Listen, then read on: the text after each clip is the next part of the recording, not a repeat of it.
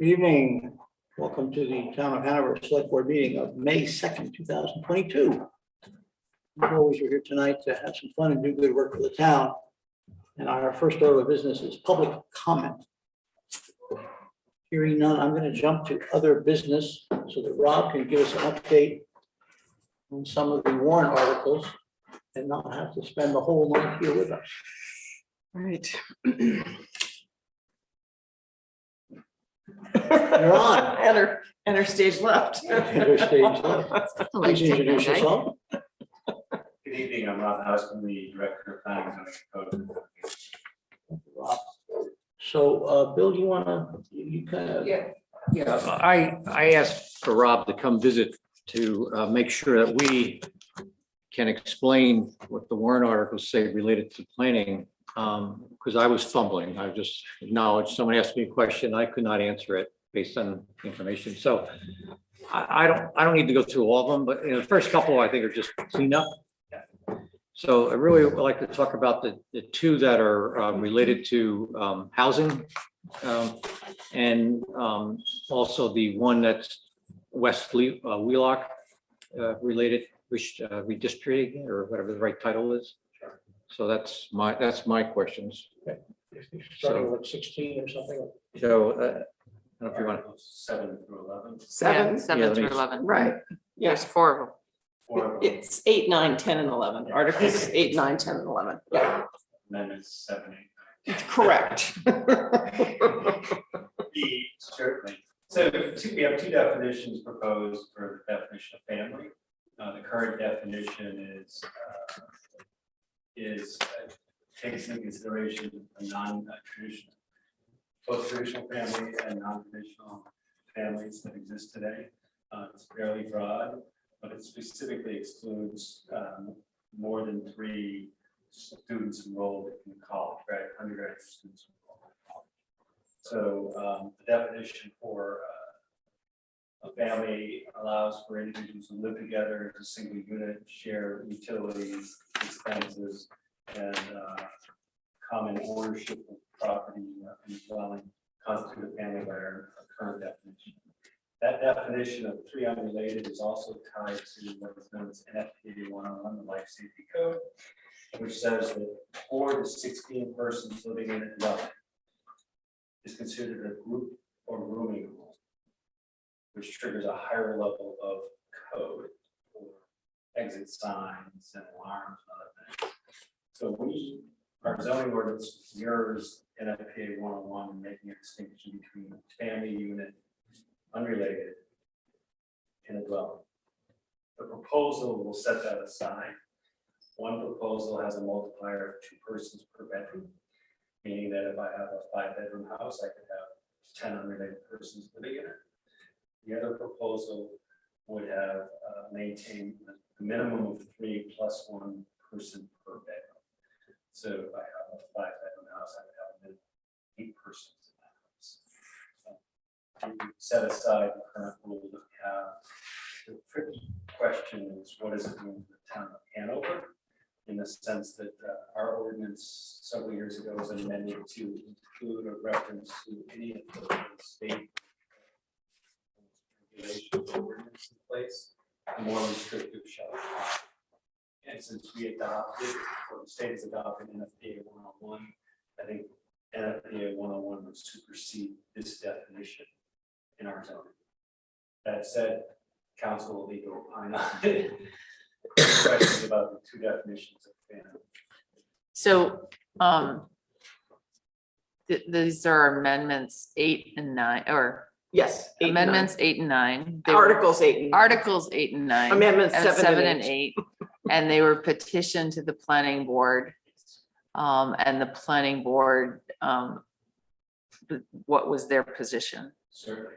Thank you for the question. First, petition amendments may be submitted to the town with 25 signatures or more registered voters. All the petitions that are on the warrant were verified to have the necessary signatures to place them there. The planning board has an obligation to hold a public hearing, and at the conclusion of that public hearing, vote to recommend or not recommend. With regards to these 2 amendments, the planning board voted not to recommend either both of those articles. is on the ballot. These articles came from two different groups of individuals, so they weren't, they're not coordinated or linked. They're just two different approaches to. As far as we know, Right. to the best of our knowledge. To the best of our knowledge, we have seen one of the two definitions they submitted last year and it failed, so. And the signatures, the primary signature on that, that was the same person for that. The second definition, based on the signatures. So, yeah, so the two petitions are separate. They could have different outcomes. So as a voter, what am I voting on when, so if the majority of voters voted yes to approve for both, then where are we? Good question. In zoning, more restrictive shall apply. Okay, So we always default to the most restrictive provision in the ordinance. okay. And then, so you have the issue about how many based on bedrooms. And then how about parking? It's not addressed. So if you ended up in a house where now there's 3 people and the interpretation of 2 people per bedroom, and your example of 5 bedrooms is 10. So now let's assume each Person has a car. You can't, you have to be able to park on the property within the regulations. You can't be out on the street. And certainly many of the houses in Hanover, especially tightly in towards campus, don't have space for 10 cars. So so that's a conflict, which the neighbors will point out with vigor. So what's the resolution of that?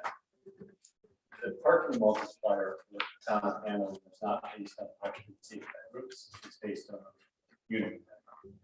So in a single family residence, it's 2 spaces per dwelling.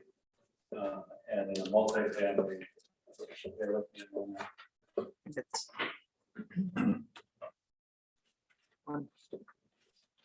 1.5 parking spaces per dwelling unit for the first bedroom, and 0.5 each additional bedroom. So that for a 5-bedroom, that would be 3.5 cars could be parked there On the property. on the property. They would be required to provide 3.5 4 parking spaces from the ground up, but that would only be a newly created resident. It'd be exempt from parking. It's existing. Suffice it to say, a lot of those cars would not be able to park in close proximity where the students are living or the tenants are living. They'd have to park in a lot or. Some Right. Okay. We Well- would be enforcing on a regular basis. Yeah, which is a very challenging thing to do It is in terms of, We're chasing half a dozen parking issues. right now, Now with the issue of just 3 per. Correct. correct. We have habitual offenders. So then what is the recourse?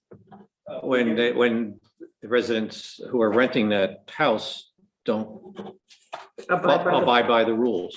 Do you tow the cars or do you fine them? Or I mean, trying to, and these are the questions I'm getting asked and I Want to be able to answer them. don't know what to say. So zoning is the process for zoning, you have to give notice.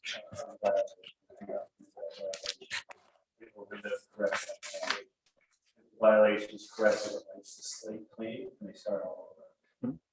If the violation persists, they need to see legal action, goes to the district court for a fine of $250 per day. More often than not, it's reoccurring violations. We try to build a case and take it to Superior Court, document a habitual offender type case, seek fines and correction of violation. So it's a court process, which takes time, And it's expensive. for the is town. expensive for the town and aggravating for the neighbors. Correct. Okay, just want to be clear. Thank you. So then my next, anyone else So my next one would be the West Wheelock area. So as you drive down or up that road, currently, there's multiple residencies. Some of them are, larger, multiple unit residents, and some look like one or two, separate apartments.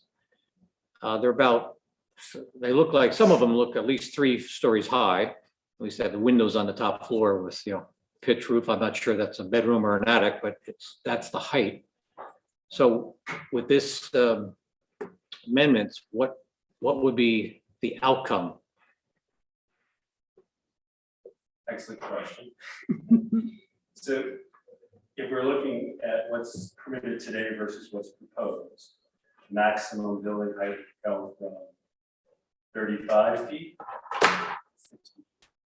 So 35 would be 3 floors, approximately. Yes. Approximately.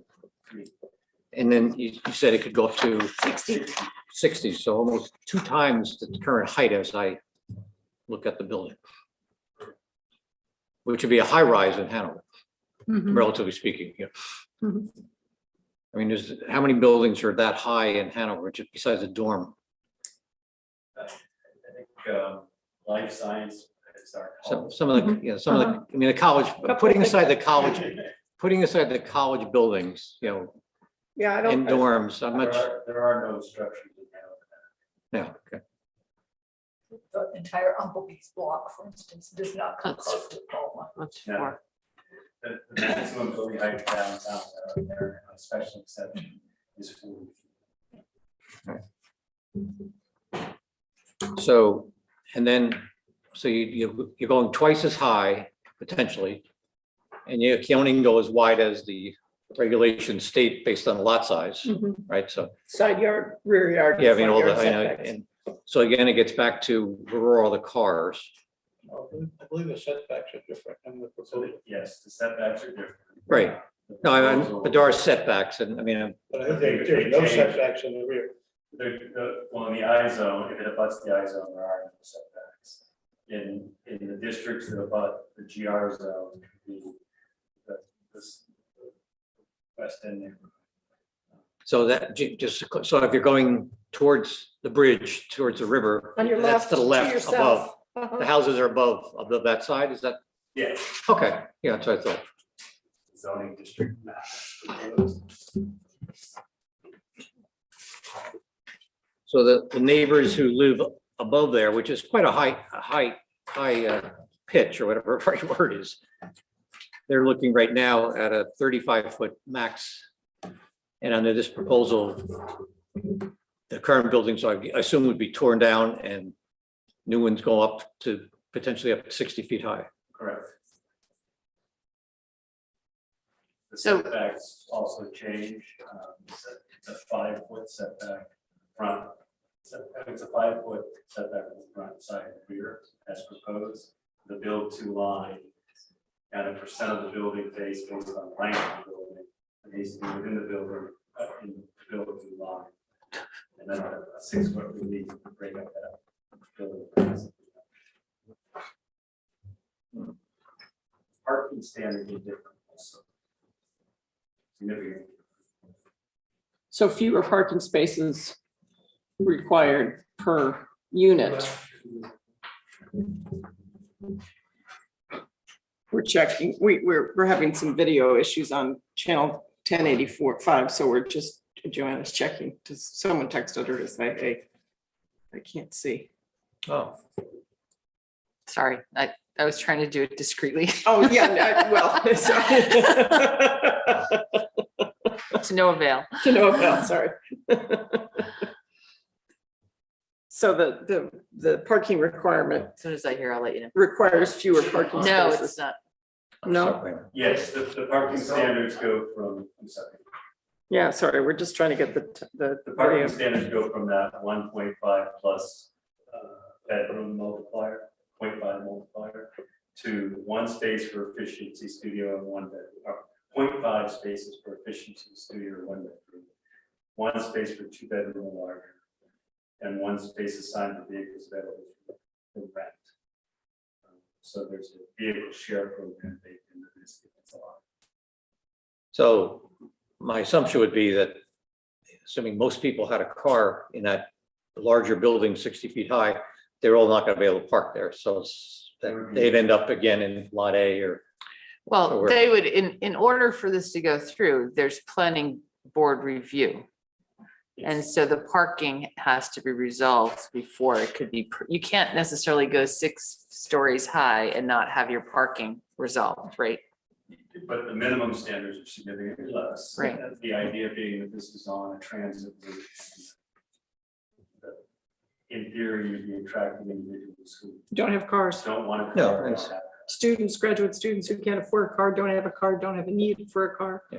And so the assumption is you're catering to a population that's less likely to be vehicle intensive than, families with children and so on and so forth. I should say that that was the premise of the West Wheelock district as proposed by the town Originally. in 2015. Yeah. No.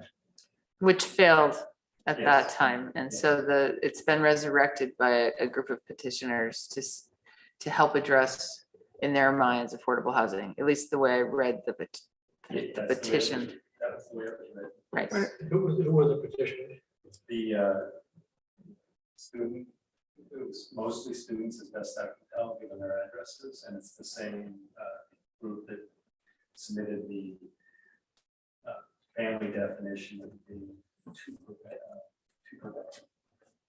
No, three plus one. per bedroom. 3 people in a unit plus 1 per bedroom for a total of 3 plus, if it's 4-bedroom, it would be 7 people. That's included in this proposal, the Wheelock proposal. No, I should point out that the Wheelock proposal uses 3 unrelated as the basis for the load, unless it's 3 or more bedrooms, and then they allow for up to 6. per unit. But in the Wheelock proposal. In the Wheelock proposal, they have a carve out for the 3 plus bedroom units that would allow for 6-person occupancy. All of this detail is in the appendix. Yes. So there's one more amendment, which is amendment 11 or 10? Amendment 10, Warrant article number number 9. 9. Mhm. Amendment 10, and that's a simple petition. I mean, it's actually a pretty straightforward zoning amendment that was submitted by petition. And maybe Sure. our planning director can go into details. So the petition was. We stay with Wheelock though. Are we done Oh, with okay. Wheelock? I thought you were done. Are we done with Wheelock? Oh, all right, let me try. I'm trying to anticipate follow-up to the basic questions that I've already asked where I was already confused. So now I'm better educated, but still a little confused. So just eyeballing what's there now is what that's where they start. And you have some smaller standalone houses and then multi-unit that could use some serious renovation. So if these amendments passed, then the possibility of going in and knocking out whatever's there and putting in something significantly bigger is most likely the outcome. Mhm. Correct. Mhm. And also it's allowed for some commercial space, Mhm. Correct. which would be on, I assume, on the first floor of the Probably, larger buildings. No larger than 1,000 square feet dedicated to retail. laundry. Yeah. Okay. So that's, I got my questions for Wheelock. This language to this petition, I mean, is similar to what was proposed back in 16, In 2015. 2015. Yes, the difference, if I can touch on the differences, the primary difference is building height. In 15, it's limited to 50 feet. And also a building height that differed for those properties that were adjacent to or abutted the GR zoning district as well. And the occupancy was limited to go up to 5 persons per bedroom in units 3 or more bedrooms. So they've added a person and they've gone went up 10 feet. And that's really Those are the fundamental changes from what was proposed in 2015. And sorry, go ahead. No, I was just gonna ask Rob, do we have any indication of whether or not this group of petitioners either went back and read all of the materials that the group worked on? Or any of the citizens who worked on that committee have been advisors to this group of petitioners? I'm not privy to that information. I do know that the language mirrors 15 proposals. That's where the change I know. Right. Thank you. So those are significant changes, Yes. like dramatically significant, because I served on that committee when it was a town-wide initiative to look at opportunities to reimagine West Wheelock. And there was a lot of work. We hired an architect that did renderings for us, and it was a lot of the property owners were involved and adjacent landowners. And the differences that Rob just shared are significant, because we looked at the north side of West Wheelock and said, okay, that's kind of I zone. The abutters are, the college and institution, they can deal with a little more height. 50 feet seems reasonable. The other side, the south side, we're very concerned about the west, it's called the West End neighborhood, right? We're worried about the neighbors, and we limited it to, I think it was 40 feet, right, Rob? Or 30. I'm looking at it. And, there was a lot of back and forth, and a lot more work could have been done, and it failed in 2015. So I think there's an opportunity to do things. I just think that there's some tweaks in here that are significantly different than what was presented in 2015. 35. Yeah, which is what is allowed currently. And the challenge with the petition articles from a town staff perspective is that anyone can submit with 25 signatures. And very rarely is there accompanying information that's intended to be educational that we can then publish in the town report in conjunction with the warrant article and the signed petition. So we're in a difficult position in rallying for or against a petition warrant article. And yet very often things come through and there's no education that's occurring around the implications of a proposal.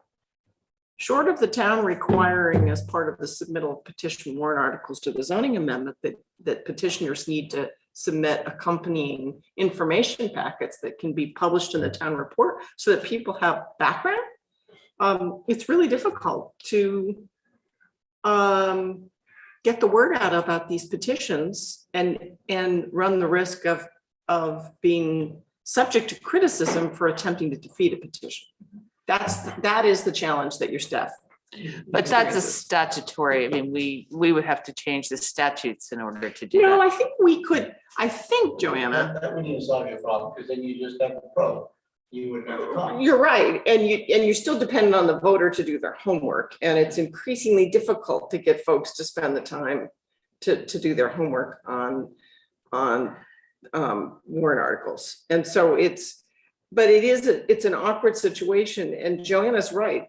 This petition relative to West Wheelock is a substantial increase in density, intensification of housing, which if the proposal in 2015 worried the neighborhood, I just wonder if they're paying attention to what's before the voters next Tuesday, which is substantially Let's go back denser. to education. We done with Elon?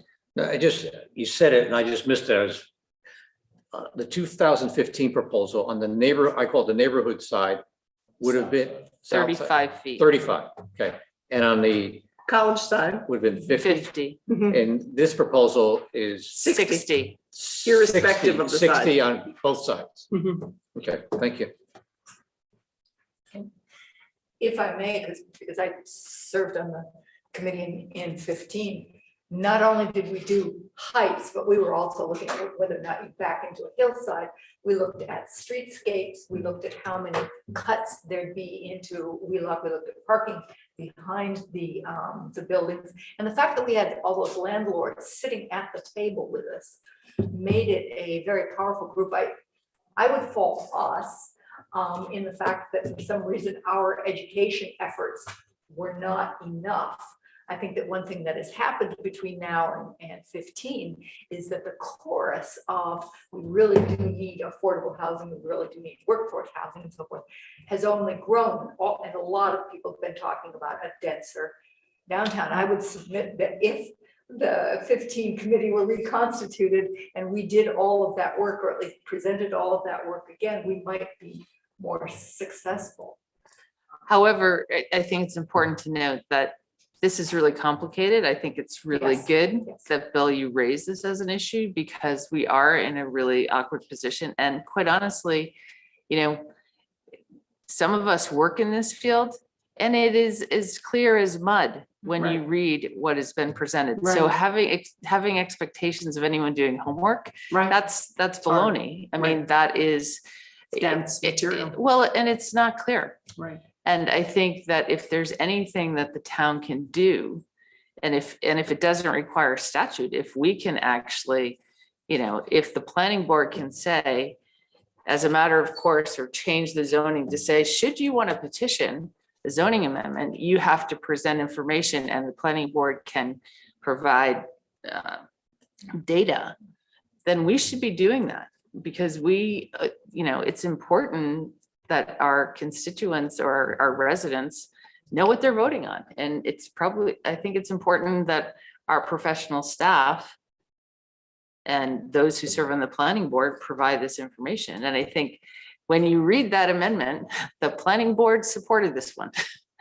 And yeah, So if I may, I'm done.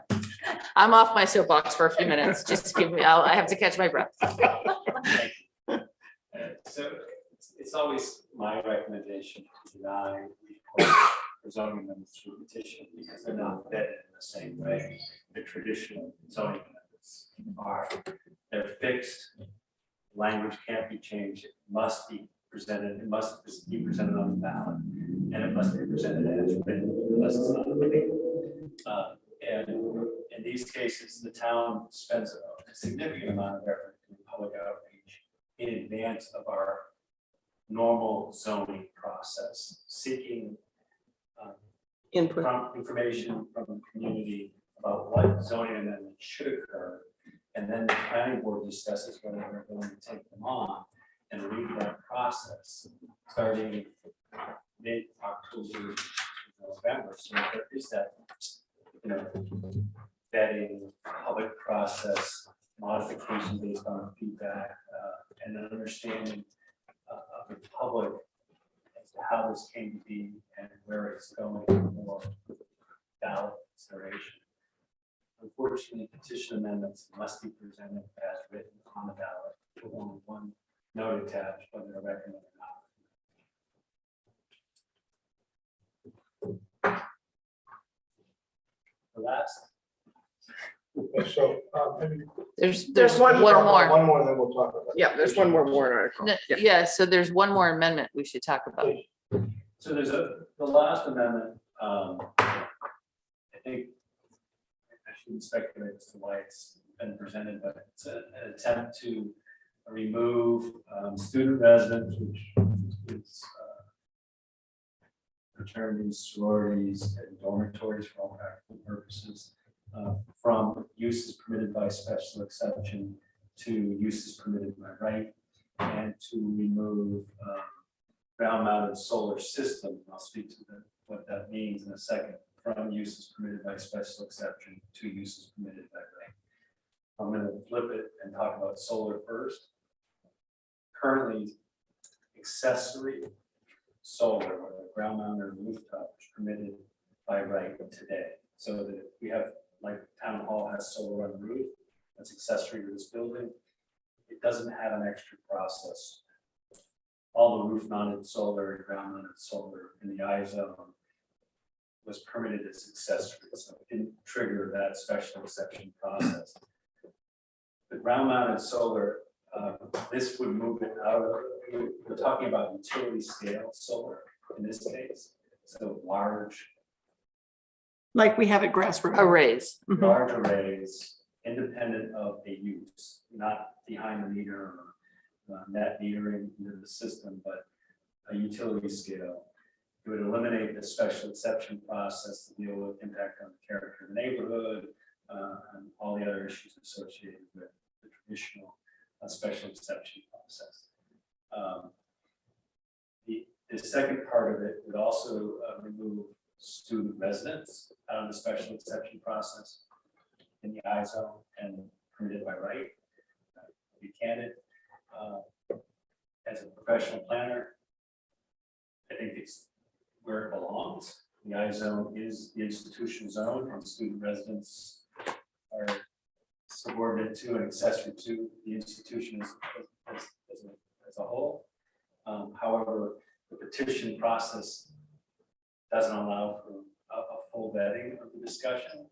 And I think partly the issue is those larger open tracks that are zoned in the institution zone, previously known as the golf course, and the potential development of student residents on the golf course without a special exception would raise concern by the adjacent neighborhoods. And there's some need for conversation and education by the town to make sure that process. Do we know who submitted that petition? So the three were submitted by the same group, all students. Definition of family, 3+1 for vetting, the West Wheelock or Wheelock in Maine, and student residents and solar were all submitted by the same. I'm a little confused because the same one of the articles had solar in it, plus this change of use, I guess. And I didn't understand the connection between, they seem like apples and oranges. They were Or just, apple pie. they were just lumped together in one article, Peter. The planning board made the same observation, felt watered down, there might be an issue for them, and the issue of them separated. But I think it's the way statute is written, 25 registered voters, doesn't matter who they are, have the right to submit a petition. And so we're just responding to the petitioned article. You're just giving us information as Right. to what Mhm. we can share as people ask us, what's on the ballot. And what are the So, impacts of What are of the what's being impacts? And proposed? so it doesn't matter who submitted the petition. Right. I would argue, I think it's important that that's what's allowed. 25 Right. registered voters, no matter who you are, if you're registered to vote in town, you have this right. And it's our job to make sure that to help when people ask us a question, we can answer the question. So I agree. But I also say by knowing who the petitioners are, you might get some insight into motivation. yeah, I feel a little uncomfortable. Yeah, I'm not Asking saying those I questions. State my opinion about Yeah. what the motivation was, but Yeah. you know who the petitioners are, does give you some insight. But they all are related to the desire for more housing. At the end of the day, all four of them are related to a desire for more housing. And I think it's important for us to explain when people ask me why, if I think housing should happen, where do I stand? Right now, we're in the throes of developing the sustainability master plan. What we're learning is housing is really important. We need to address housing. We need to do it thoughtfully. We have to use good design in order to keep the character of our community. But we have to do it right. And I think we can do that. There's good examples. I think we can do that, but it takes time. And we're not going to solve this crisis that has been brewing for years with, Spaghetti at the wall. so that's just my opinion. Mhm. Okay, so I think I need to turn the discussion to, I believe that based on the questions I'm receiving, these articles are just coming to people's attention. They're hard to understand.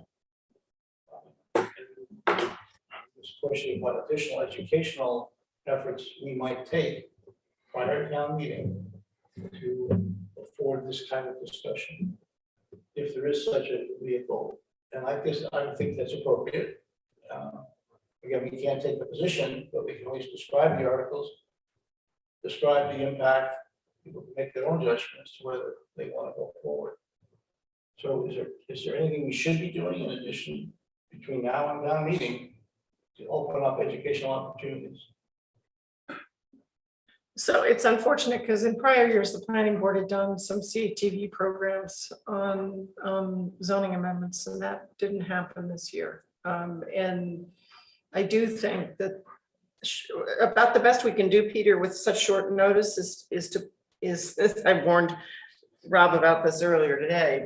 Do we do a recorded Zoom session with Rob explaining the proposed amendments, not just the 4 petition, but in fairness, all 10 of them, because there are 10 proposed amendments to the zoning ordinance that anybody can click on our website and just quickly get up to speed on the 10 amendments. I don't know what else, short of the planning board quickly scrambling to record a presentation. Could you do 10 2-minute things that, people could just click on? Sure. I mean, So they instead don't have of, to listen to the whole. I mean, quite honestly, I'm not kidding. I mean, for me, I serve on boards with you. There's the NAT, that attention span. I mean, but if you had there are 10 amendments, amendment number 7 is this, da, da, da, da. I don't I know. think in fairness, you have to do all of them, but I also think there are only a few that are controversial. from Right. the public's So point of view. folks don't have to listen to all the presentations if they really are interested in 1 or 2 on the warrant. We make it easy for them. We can certainly do it. We can certainly do 10 different 2-minute. Are there 10 Can I even go amendments? one step? Would you dare just do a Zoom meeting, interactive Zoom meeting where people can ask questions? No, you've got a week. People are not going to schedule. I mean, you might get I think you're more likely to get people clicking on. Just to hear a description, Peter, the challenge is finding a time, getting notice out, having people know it's going to be Thursday night at 7 p.m. because you need to do it at a point when people are not working. They can zoom in, and we've got a problem with notice deadlines at this point. So I think, unfortunately, we're better off simply recording 10 canned descriptors. And we could of send each of them as links to people, Right. and then we wouldn't have to explain them. And we can link each of them separately Sorry, on the Rob. homepage of the website. So anybody can click on, literally, it just says It's a article script. number 2, zoning amendment number 1, and whatever it is. And hear Rob Hausman speak in scintillating language about whatever it is we're And they rotate staff too, just to keep it. Well, keep you could, it- and it's a great way to introduce your new staff. Right. So I'll try to figure out a plan forward, understanding what you're requesting. The challenge is format. I know we can do YouTube and Vimeo. Zoom has to be converted to Vimeo. Yeah, no, we can do YouTube. And we have a Vimeo account. Right, and and do quick recordings and then just. So we'll figure out our format. And I guess in such a presentation, it's fair game to give our understanding what the implications would be. I think about the best you could do, Rob, is to speak to what's in place now and what would be different under the proposed amendment. So that, just as Rob did tonight, I mean, rather than injecting his opinion, he's just stating the facts. From 35 feet to 60 feet, from 3 people unrelated to 3 + 1 per bedroom, or 2 per bedroom period, so it's It's Factual. just factual, because that's what we need to be careful not to interject our own personal preferences. Is it considered interjecting our personal preferences if part of Rob's presentation at the end or wherever it's appropriate, the planning board's decision was That's a fact. 5 opposed, 1. Yeah, I mean, Something like I that. think it's printed in the warrant. Okay, so as long as he repeats what's in the warrant. We don't want to cross the line into election. Right. That's what we Absolutely. have to be I careful understand of. that, yes. No, And I think that, well, I'm sorry. My goal is just to put it in English and understand what the facts are. And I think you can do that very distinct, distinct and concise and just, it's in the warrant. And if you want more details, you read the warrant and the appendix. But I just think the basic facts of 35 feet versus 60 feet, that is not understood right now. That is clearly not understood, that's what this means. So. And I think as a board, we understand that, town meeting is a week from tomorrow, so we understand that. But I think as we can, as members of the select board, when people ask us, we can direct them to The snippets. the webpage, Mhm. and then, if we so choose, we could put something in the letter to the editor on the weekend and say, if there are questions, that we have our planning staff explaining them on our website, and they're, Yeah, I think we have to, when we do this, we need to advertise that we've done it. right. And be clear that it's whoever shows up that day to vote in person will determine the outcome. Yeah, no, I mean, and there are people that can, the sooner we could get it posted, there are people getting their absentee ballots, daily right now. Mhm. Sorry, Rob, you thought you were gonna just answer those questions and scooch? Ask our CATV man to stay on till midnight. You'll do a great job. And whatever we do will definitely move us forward. Well, and I do actually think it would be great to have Alex and Kat, I mean, and your staff. Yeah. Because it's a great way to get them out there. Make you do a song. Yeah. Yeah. Vicky's very good at Right. explaining things. So there you go. There's 4. That means you're all doing 2.5. She's on vacation till Wednesday. Oh, This Wednesday. Yes. Yeah. Good luck. Okay. Thanks, Rob. Thank you. Thank you. Thank you very much. Rob. Appreciate it. Thank you for bringing this work. Okay, we have Yeah, you've got the my. appointment of ballot clerks. Right, and these are not the sum total of the ballot clerks who will be volunteering. This is just the group that had already have an appointment date. When we last approved ballot clerks a year ago, they were given 2-year terms, so this is just a little bit of an additional group. We have been by 12 individuals who have volunteered for this position, so I move that we appoint these 12 people Would you like to second that appointment? to town clerks. We have a second. Further discussion? Hearing none, all those in favor? Aye. We now have 12 additional ballot clerks. And we need to appoint the appointment of treasurer and deputy treasurer. And the reason we're doing this switch is that when Betsy McLean was our administrative services director, because she was our elected town clerk, she could also not by statute serve as treasurer. Now that Betsy has retired and Tina Stearns is serving as our finance director, she is not also serving as our town clerk. For one, she doesn't live in Hanover.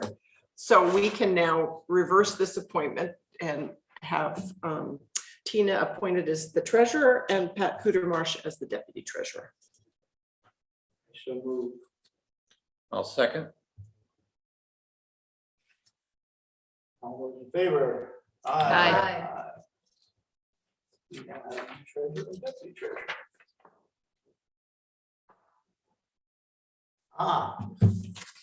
Donation. That's so nice. Very nice. Yes. This is a note from Dorothy Byrne to the Hanover Town Library, which is out in Etna. That's where who's our new And the library library. there. I hope you are enjoying your new position in the Etna Library. I usually make a donation once a year to be used for children's books or any other needs that the library might have. The contribution of $2,000 is enclosed. Sincerely, Dorothy Byrne. Move the acceptance of this donation. So second? All in favor? Yes. Aye. Hi. Thank you. Thank you. For your donation.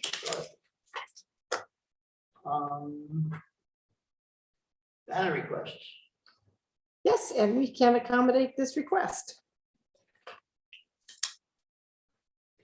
Motion to. So moved. Move the banner request, second. Second? Discussion. Hearing none. All in favor? Aye. Aye. Approval of the minutes of April 18th, 2022. Additions, corrections, or deletions. I would move for approval. I wasn't here, so I can't say anything. Oh, so second. Oh, yes, okay. Okay, I hear no corrections. All those in favor? Aye. Oh, I can't say anything. You- I can't second it and I can't say, I abstain. You I was abstain. not here. You're abstaining. Julie, administrative report. Oh, boy, let's see. We are just final stages of being prepared for town meeting next Tuesday. We're still waiting for the town reports to be delivered, which makes us nervous. Supply chain issues, but the full town report is posted on the town website and has been for the last week. We're just waiting for the printed books. We have very little demand for the printed books these days, so we continue to reduce the number of copies we're printing every year because most people want to look at them electronically. My hope is that they will be delivered tomorrow and we'll make them available around town. And other than that, it's me just sort of trying to get all sorts of things tied up here in the next 7 weeks with lots of office cleaning happening. Gearing up as well for the end of the legislative session with an interesting flurry of bills that are going to be voted on by the House on the 5th and the 6th that are of concern enough that I actually sent a scorecard to our reps on Friday from NHMA just to say, boy, there's some bills here that are real red herrings. Here's exactly how we would ask you to vote and why. And all of them were very grateful to have the information. So we've got a lot of bills we're watching in the House, fewer bills that of concern on the Senate side. So other than that, just try to get ready for town meeting. And where might people pick up the reports once they're ready? Town Hall, Howe Library, Etna Library, Community Center, Co-op Foods, Hanover Co-op Food Store. We deliver them to Kendall. And we'll mail them if there's anybody who needs us to mail them to them. Reports. The Sustainable Master Plan Advisory Committee met last week. Got a great summary of the survey activity. We're doing a visioning survey, and our consultants VHB did a summary of the results so far. We have about 250, I think, people have completed the survey. And yes, we have 11,000 residents in our town. So we're encouraging people to go to the website and click on the link. There's QR codes all over the place to take the survey. It's going to be open through May 8th. And would like to take the opportunity to invite people to come to a couple events that the staff and our consultants have worked on Thursday and Friday. Our staff will be over at the Bakerberry complex at Dartmouth to encourage students and anyone who's passing through the Novak Cafe to participate and give us their opinion as to what the vision for the next 10 years for the town should be. on Saturday, starting at 7:30 a.m. This is a free plug for the Rotary. Rotary Pancake Breakfast is being held at Stores Pond. It's also a Green Up Day celebration and I think Touch a Truck. And our awesome planning staff will be at that event doing tabling and asking people to take the survey and giving input. And then the survey is going to wrap up, close out on the 8th, which I think is Monday. Mhm. And then the next big event where we're going to be working on housing and density and development, mixed use development, what people like, what people don't like, where we should be encouraging development, where we should discourage development. That's going to take place at the Community Center, Richard W. Black Center, from 11 to 1 on Saturday, May 21st. I think there's going to be pizza. It's open house style, so you don't have to come for all 2 hours. You can come in and engage and leave your opinion and then go to your kid's soccer game or baseball game or whatever is happening on that Saturday. So I think there's some really good outreach opportunities right now this month before we go into summer mode where there's like really heads down, a lot of work that's going to be done. But right now we really need people to get involved. So that's Master Plan Advisory Committee. The Hanover Bike Walk Committee met this afternoon. They had just the best bike rodeo they've ever had in terms of participation at the race school this weekend. I think we had something like 23 volunteers and 71 little kids, and then all of their parents showed up. It was a great event. The committee did an amazing job. I take no credit. I was in another country, but it's a really good group of people, and they're working hard on all kinds of, working with DPW. They're out there. I saw them out there early morning last week talking to the DPW guys at the roundabout to figure out how to make it an easier transition from the multi-use path through the roundabout. So that it's a good group. They're working on updating the walk bike master plan and making sure that it links with our sustainability master plan. So good work by our volunteers, and lots of new recruiting on the bike walk committee. So that's all I have to report. Your planning board meets tomorrow, this time, 7:30 in the, right here in Town Hall, second floor. And they're going to be covering the master plan subcommittee that Joanna referred to is a subcommittee of the planning board. If you'd like more personal information about it, they're going to be discussing that entire, updating that sustainability master plan with the entire planning board tomorrow night. We're going to be talking about amendments to the site plan review regulations and a couple of personal property owner requests of the planning board. So if you want to, if you want to see planning board in action in person tomorrow night, 7:30 here in Town Hall. Nothing to report. Any other business? There's been a request for a non-public session to discuss items pursuant to RSA 91A 32A, C, and E. Bill Garrity, yes. Christie, yes. Nancy Carter, yes. Joanna Whitcomb, yes. We are in non-public session. Thank you.